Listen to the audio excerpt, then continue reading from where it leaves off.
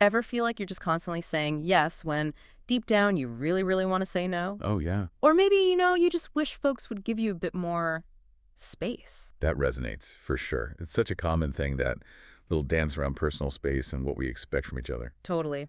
So today we thought we'd really go cover to cover on a topic that sometimes feels a bit awkward, but is just so, so empowering. Yeah. Healthy boundaries. Mm-hmm. Think of it like getting the essential understanding, without feeling totally overwhelmed by it all. Absolutely. And it's crucial to remember this isn't really about building like huge walls to keep people out. Right. It's much more about drawing clear lines that actually let you connect better, more authentically. It's about well-being, foundational stuff. Exactly. So our mission today is basically to unpack what boundaries really are, why they matter so much for you, and how they genuinely help build stronger relationships and, honestly, a stronger sense of self. Let's get into it. So when you hear boundaries, it's easy to picture like a fence, right? Yeah. Something that keeps things separate. Yeah, that's the common image. But the real key here, I think, is that while they define your space, it's not really about shutting people out. They're more like essential ingredients for healthy connections. That's a great way to put it. Ingredients. Yeah, they help you keep your identity, protect your mental health, even your physical well-being sometimes. It's kind of like having your own personal operating system, You set the rules. And what's often missed is just how flexible and practical they are. Boundaries aren't just some vague idea. They can be really physical, like maybe needing a bit of space when you're talking, or asking a friend politely, hey, could you not scroll through my phone? Then there. Uh-huh. And they're psychological too, like maybe accepting your spouse has different career goals, right? Yeah. And supporting them, even if it's not your dream for them, it's about respecting that individuality. Okay, so defining these rules, why does it matter so much? What's the real payoff here? Well, the benefits just sort of cascade, Yeah. They really encourage autonomy. For starters, they set clear expectations. Right, expectations. Yeah, and this isn't just about saying no all the time. Hmm. It gives you this powerful sense of self-respect, empowerment. Okay. They make sure you're comfortable, they clarify who's responsible for what, and maybe, most importantly, they help you separate your thoughts, feelings, needs from everyone else's. That separation piece is key. It really is. Often the strongest boundaries aren't just protecting you, they're defining the space where you can actually be you without carrying everyone else's baggage. Okay, flip side. What happens when those lines get blurry or they're just not there? Oof.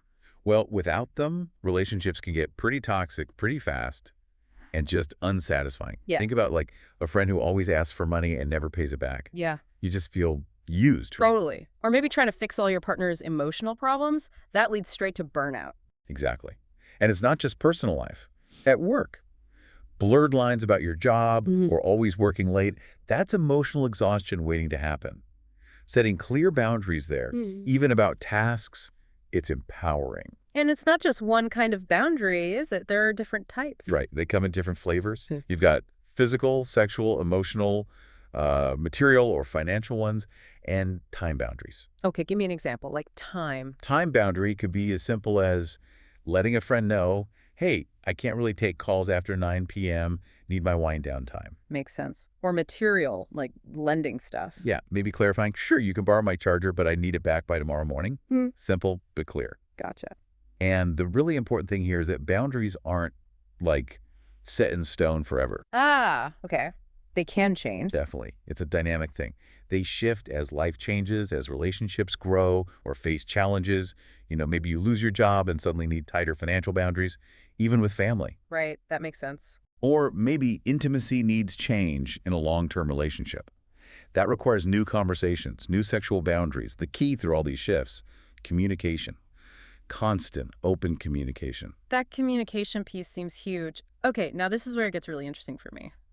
The unhealthy ends of the spectrum. The extremes. Yeah.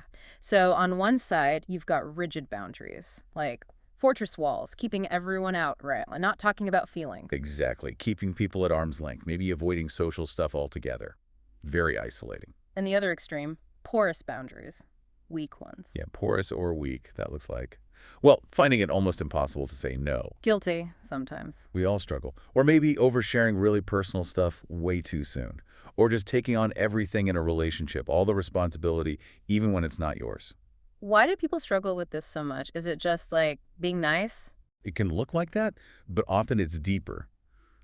Maybe fear of rejection or never seeing healthy boundaries modeled growing up. Sometimes it's low self-esteem, feeling like your needs don't matter as much. Hmm. And that ties into something else.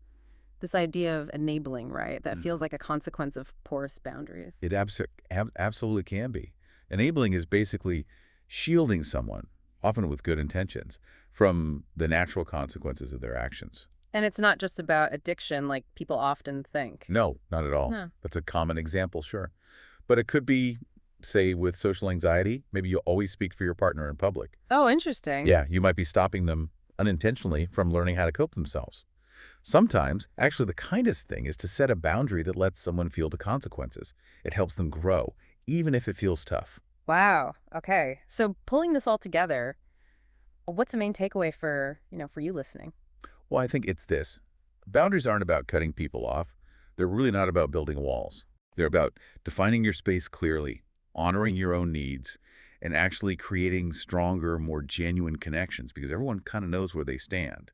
It just leads to a much richer, more authentic life, really, Yeah. for everyone. Couldn't agree more. And maybe just a final thought to leave you with. Thinking about these different types, the rigid versus the porous, Mm-hmm. how might understanding that help you create boundaries that feel more fulfilling, more right for you, starting, maybe even today, something to mull over?